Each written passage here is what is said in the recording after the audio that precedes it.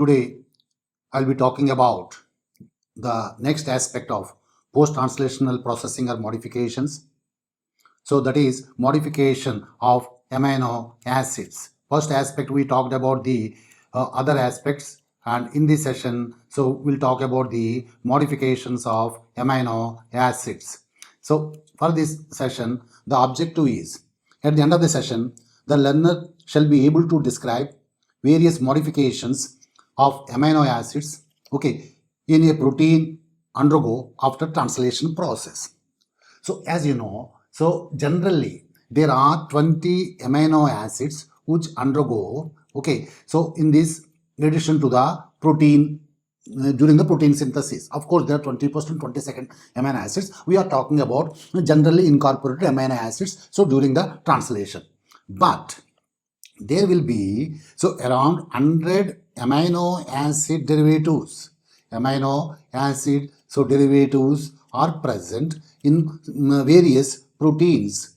So that means how it is possible. How it is possible. So okay, so in a protein, how it is possible? So it is possible because amino acids, the amino acids are modified. So modified. So in the process, we call it in post-translationally. It is called post-translationally. The amino acids so are modified. So that is the reason. So there will be more than 100 amino acids or derivatives are present. Okay. So now, so these modifications, when you talk about modification, there will be a different types of modifications may be there. What are those? So modifications of various amino acids, okay, so they may be reversible or irreversible. So maybe, okay, there are reversible or irreversible.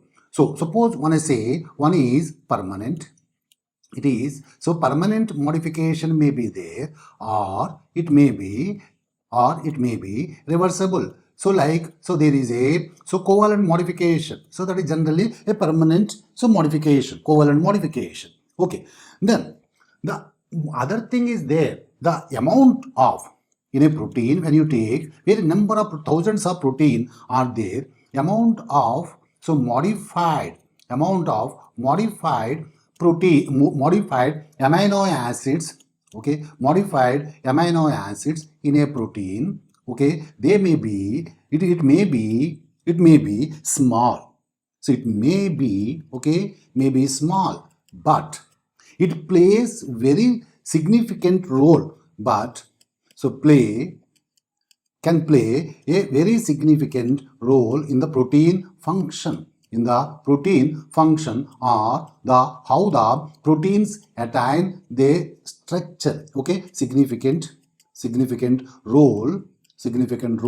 Okay, so to attain the protein, a three-dimensional structure, three-dimensional structure. Okay, so that is the one aspect. So these, they play very significant role. So like disulfide linkages, so there is many other things are there, or so it also affects significantly the functions of proteins. So without modifications, many proteins are not functional. After the modifications, so the proteins will become functional. So it is very difficult to discuss all those things. Some of the important, so I will be discussing. So some modifications. So I'll put here. So there are around 7 modifications I'm going to put it. So one is carboxylation. That is addition of the CO2 group, carboxylation. That is the one aspect. Second one is hydroxylation. So it is hydroxylation. That is the another aspect. The third one is phosphorylation. It is phosphorylation. That is the another important aspect. We all know about the phosphorylation. And then addition of the carbohydrate group. So that we call it glycosylation. Then addition of the methyl group. So we call it so methylation. Then addition of the acetyl group. So it is called acetylation.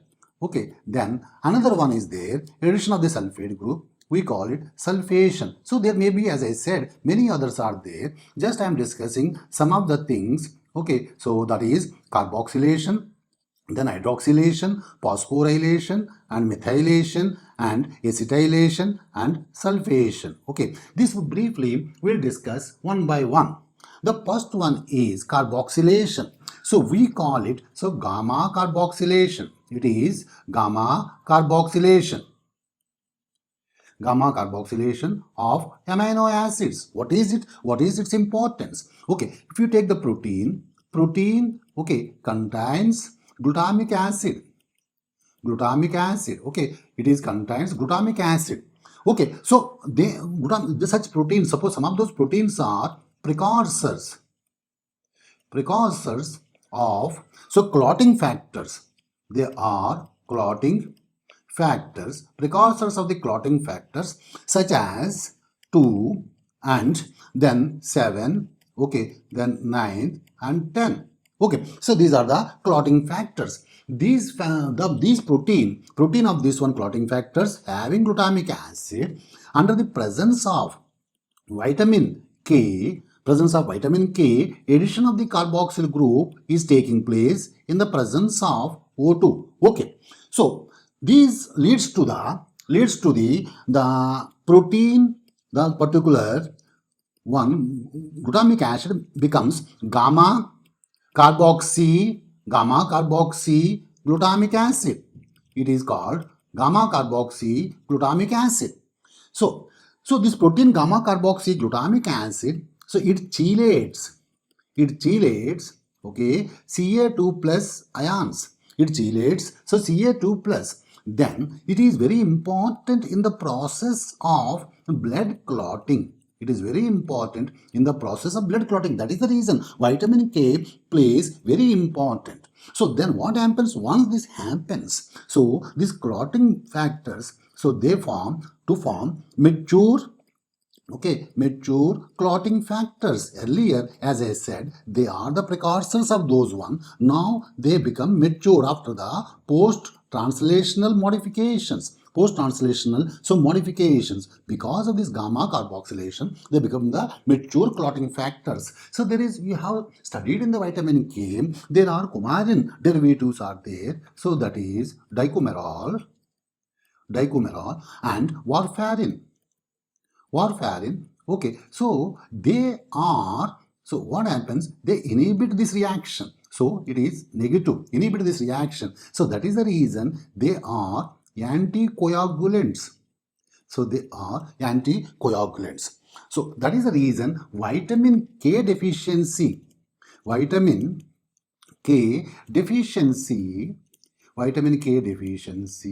leads to clotting disorders. It leads to the clotting disorders. Okay, so this is about the gamma carboxylation. The second one is hydroxylation. Next one is hydroxylation. So we'll study briefly about this hydroxylation. Hydroxylation is related to the generally in many other aspects, but let us talk about in procollagen. After the pre-procollagen is converted to the collagen through the proteolytic cleavage. So procollagen contains proline, lysine and glycine. They are the most frequently present amino acids. Okay, this proline and lysine. Okay, so then in the presence of vitamin C, ascorbic acid, vitamin C. Okay, hydroxylases. There are proline hydroxylase and lysine hydroxylase. They are called proline hydroxylase and lysine hydroxylase. So then what happens? So then leads to formation of protein, again we can say, and hydroxyproline and hydroxylysine and glycine. Just I am showing like this to make you clear. Okay, I am not talking about the sequence. This is the sequence which is present. Okay, then the next one leads to what we call it mature collagen. The procollagen is converted to mature collagen. Okay, so this is the one aspect. Then, so why for this hydroxylation? What is the purpose of this hydroxylation? Okay, let us see. The hydroxylation is useful in forming. Okay, so cross links. Okay, cross links. Hydroxylation is useful in forming cross links. Okay, so cross links. Okay, so the cross links. So the confer. Okay, rigidity. Confer rigidity. So rigidity on where? The in collagen. So there is a formation of triple helix structure. It is in the collagen, as you know. So it is the triple helix structure. Okay, so the making collagen. So by doing hydroxylation, so making it suitable, okay, for to be a structural protein, to be a structural, okay, so structural protein. It is structural protein. Okay. The next one, when you talk about this is the hydroxylation. So what happens? Let us further, when you go into this hydroxylation, if there is a defective hydroxylation, it is a defective hydroxylation. So what will be the consequence? Or lack of hydroxylation. So there are many conditions will be there, like lack of, so the vitamin C. So in this, like we see in the scurvy, so lack of, so vitamin C deficiency. So collagen fibers,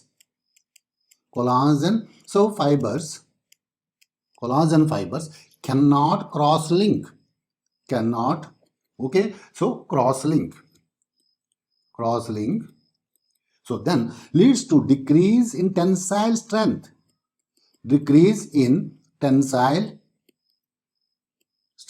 So that is the reason when you see in this one, the ascorbic acid deficiency, we see the bruises.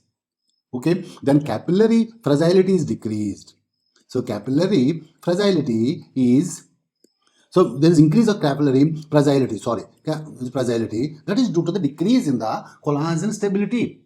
Then the next one is phosphorylation. We talk about the phosphorylation, the most important, as one of the most important, so covalent modification or post-translational modification. So let us take again proteins where they contain amino acid serine, okay, then also threonine, also tyrosine. There may be any of the amino acid. What is the common feature of all these amino acids? There is a presence of OH group. So because of this presence of OH group, by the action of protein kinase, that we have discussed in the glycogen metabolism, protein kinase, ATP is converted to ADP. Then what happened here? So there is a formation of phosphorylated protein. Phosphorylated protein. Okay, so these phosphorylated proteins leads to alter functions. We have seen enough about this importance of phosphorylation in the covalent modification of enzymes. Phosphorylation makes very important role in metabolic regulation. Okay, so metabolic regulation, especially so in the metabolic regulation of enzymes, in the metabolic regulation of enzymes, so phosphorylation plays very important role that we have seen in many cases when we are studying about the metabolism, especially in the metabolic regulation. As I said, the role of enzymes is very important. Okay, enzymes either by phosphorylation, so then we can say one is, so phosphorylation. One aspect is enzymes either, so by phosphorylation, okay, so this is phosphorylation. Okay, so there is dephosphorylation. There is another aspect is, so dephosphorylation, phosphorylation and dephosphorylation. Okay, so what happens? So the phosphorylation and dephosphorylation, so this is takes place as per cellular needs. Cellular needs. So according to the cellular needs, phosphorylation and dephosphorylation is taking place. Enzymes. Okay. So some enzymes, when you talk about the phosphorylation, here let us see. So enzymes phosphorylation. So in this case, some enzymes, some phosphorylated enzymes. So what happens here? Some phosphorylated enzymes which are phosphorylated, so they act too. Okay, act too, whereas some other enzymes, so they are inactive. Suppose when you take in glycogen metabolism, so if there are some enzymes like phosphorylase and phosphorylase kinase, if they are phosphorylated active, and if they are dephosphorylated, they are inactive. So glycogen synthase, if the enzyme is phosphorylated, it is inactive, and dephosphorylated, active. So there are many other enzymes are there. Suppose also in this also same scenario. So some enzymes active, some enzymes, okay, active, and some other enzymes inactive. Some enzymes inactive. So that is how the phosphorylation makes enzymes active or inactive. Also, dephosphorylation makes enzymes active or inactive. So if you take another aspect is, if you take the casein is a milk protein. So from the milk, in the milk, the casein is the main protein. Casein is a phosphoprotein. Casein is a phosphoprotein. So phosphoprotein, being a phosphoprotein, the casein chelates calcium. It chelates, it chelates calcium. It chelates calcium. Okay, so that is the reason when you take the casein milk protein, so it is a source of protein, very important nutrient, protein. It is a source of calcium. Okay, it is also source of phosphate. That is about the importance of phosphorylation. Next one is glycosylation.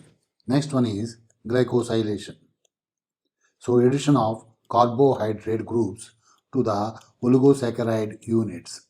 Okay, so let us see, if you take the protein contains different amino acids, like suppose serine, okay, then threonine. Okay, that is the one type of amino acids which are present. So serine contains hydroxyl groups, and also the threonine contains hydroxyl group. So if it is carbohydrates are added, if the carbohydrates are added here, that is called glycosylation. Carbohydrates are added, so that is called glycosylation. So that we called O-linked glycoproteins. It is called O-linked. Okay, so glycoprotein. Okay, then proteins also contain. So proteins also contain. Okay, so suppose when you take proteins, they contain other type of amino acids also. Like if it contains the asparagine. Okay, so it contains NH2. So this NH2 is, so there is addition of carbohydrates, addition of carbohydrates, so then we get the n-linked, it is called n-linked glycoproteins. It is called n-linked glycoproteins. So whether the O-linked glycoproteins or n-linked glycoproteins, so they are glycosylated. Only difference is different amino acids. So these glycoproteins, so by glycosylation, alters protein properties. Okay, so this takes place after the translation process. Also, there is changes. So stability and solubility because of the carbohydrates are added. The most important thing is, so there is functions. These glycoproteins, okay, their presence of carbohydrates after translation. So carbohydrates of glycoproteins, okay. So these carbohydrates of glycoproteins act as, what is the function? Mostly, what is the function? Act as signals. It is act as signals. Okay, so that is protein targeting. Protein, so target act as a signals for the protein targeting. So that is very important. So function, the cellular function. And also, so there is cellular, okay, recognition of other proteins or cells. Cellular recognition, okay, very important aspects. Recognition of, okay, other proteins and or, okay, cells. So this glycosylation has very important role at the cellular level. The next one is, next type of the modification is, we call it methylation. It is methylation.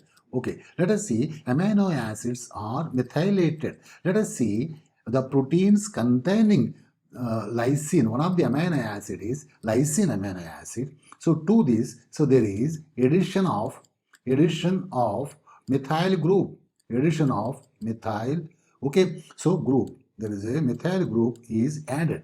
So then it is converted to the methylated protein. It is not there, so at the time of addition of the amino acid during the translation, but it takes place after the translation is over. Okay, so this methylated protein, the methylation, when you say it is methylation, so modulates. So one of the aspects of the methylation is modulates histones. So there is, histones are very important protein, nuclear proteins. So histones, they interact. So with the DNA, interaction with the, so DNA. So that is changed because of the methylation. How histones interact with the DNA, that changes. Also, when you talk about the methylation, some muscular proteins, some muscle proteins, so there are proteins in the muscles. So muscle proteins, so there are also, there is the so it contain and mono and, okay, dimethylylysine, okay, dimethylylysine. Okay, so the muscular proteins, they contain mono and dimethylylysine, okay, dimethylylysine. Also, then cytochrome C, also cytochrome C contain, okay, methylated amino acid, methylated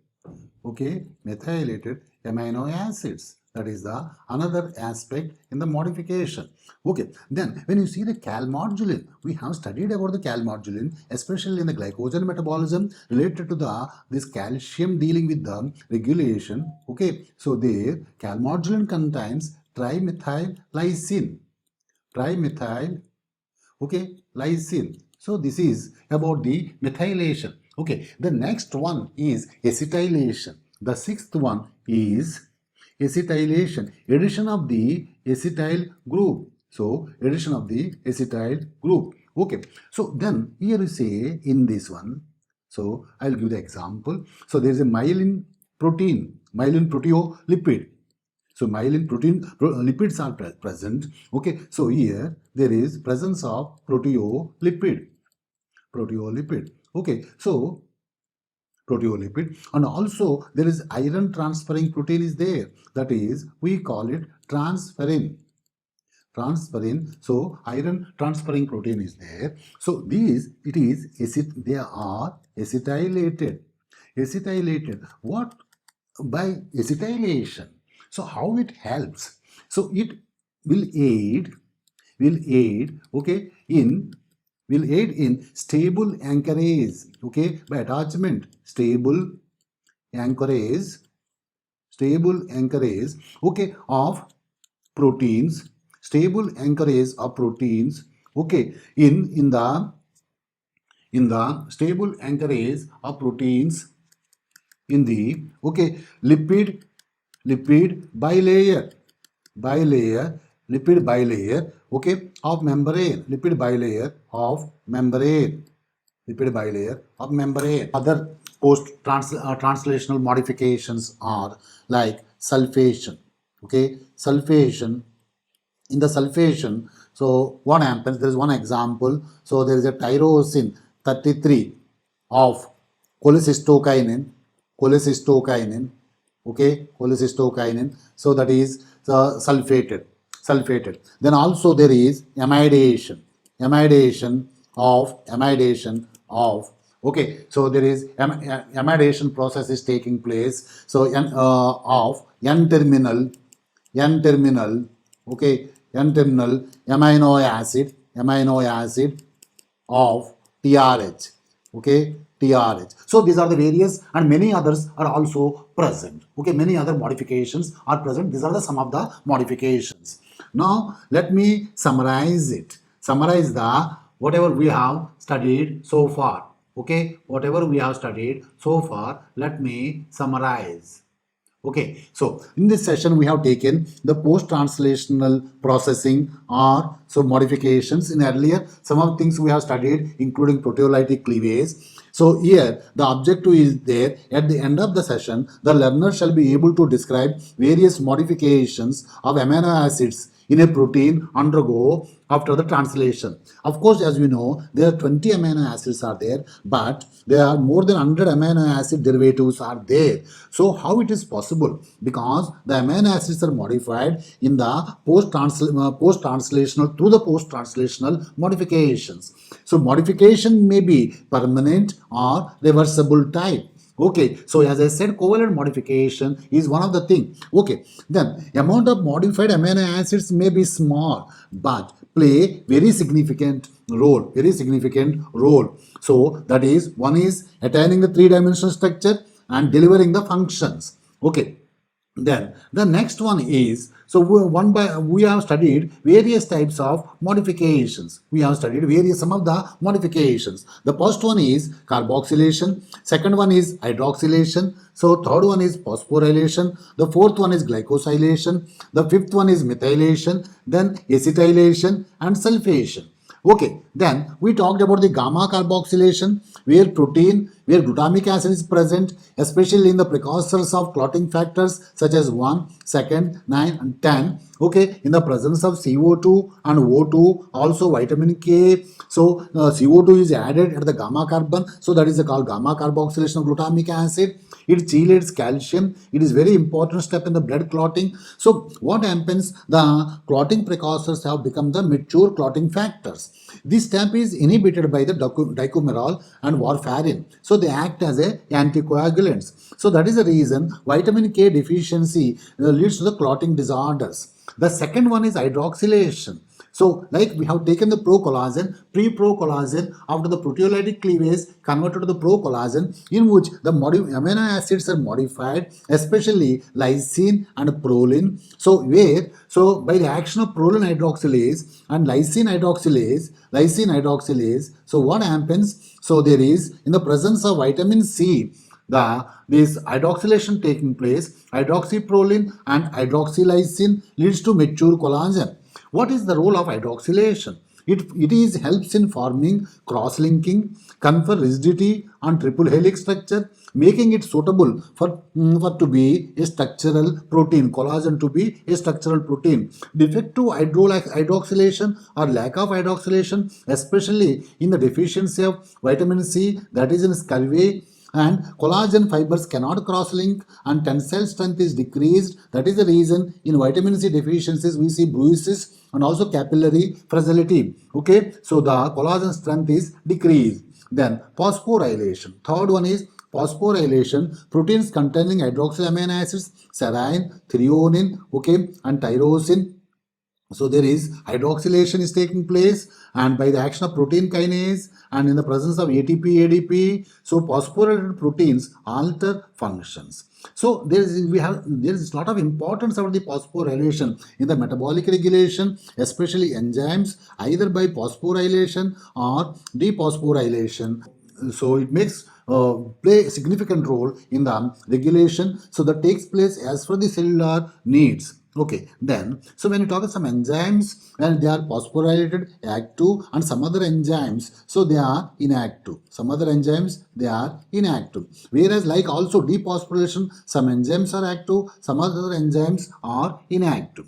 Okay, casein is a milk protein, it is a phosphoprotein, it chelates calcium. So, milk is a complete protein. So, having casein, protein, calcium, and phosphorus. Then the fourth one is the glycosylation. Okay, so proteins, serine and threonine. Okay, so in the carbohydrates, so if containing the OH group, O-linked glycoprotein formation takes place. O-linked glycoprotein formation takes place, whereas protein contains asparagine, NH2, carbohydrates are added. Okay, carbohydrates are added. Then N-linked glycoproteins formation takes place. Whether it is O-linked or N-linked, they alter the properties. Okay, so then changes stability and solubility, and also carbohydrates of glycoproteins act as signals. Okay, that is in the protein targeting and cellular recognition of other.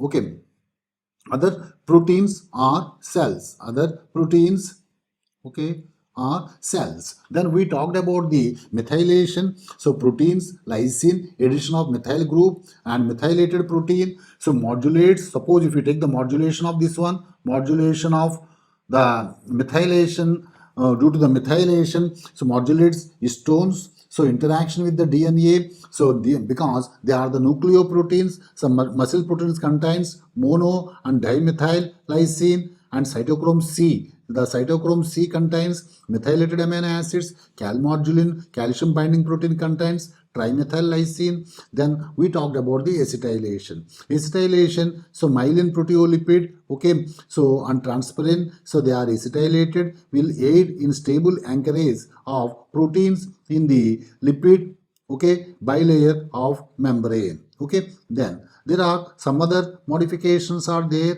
sulfation, so tyrosine 33 of cholecystokinin, amidation, N-terminal amino acid TRH. These are the various aspects of the post-translational modifications. Earlier we have studied some of the modifications. Now, so we have studied the modification of amino acids. Okay, so thank you very much.